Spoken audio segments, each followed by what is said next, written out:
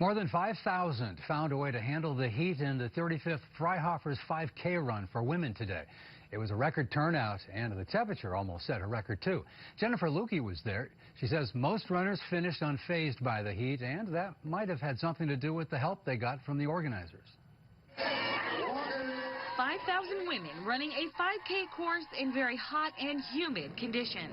Did the heat play a role? Were you having any issues out there? At first it did, but then I just settled in, and we run together every weekend, so she talked me through, and we just did it. Genung had a little company on her run, too. She's 6 months along and says safety was her first priority. Lots of water. They were good about making sure there was water along the course, so just paced myself and didn't have a problem. Organizers had extra medical staff on site and set up more checkpoints throughout the course. Runners also got a cool down courtesy of the fire department at the finish line. But there were some who couldn't take the heat. So we saw some people that were very well trained who ended up becoming a little bit overcome by the heat and by a little bit of dehydration. 3 runners were sent to the hospital. About 100 were helped in the medical tent. But considering the conditions and the number of runners, Dr. Daly says it could have been worse. The heat wasn't the only big difference from last year's race.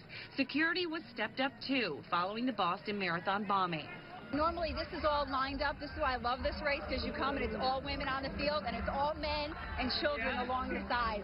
And it's weird because nobody's here. It's just all us. So that way it was different. But you know what? Albany is a good place, and I felt safe. Aside from fewer spectators along the route itself, big backpacks and coolers were off limits. Smaller bags were checked, and a large law enforcement contingent was very visible. A lot more. And in different spots, like kind of remote spots, and you would just see someone standing there. So I felt very safe. I was very comfortable. That seemed to be the consensus as those 5,000 women crossed this finish line. In downtown Albany, Jennifer Lukey, CBS 6 News.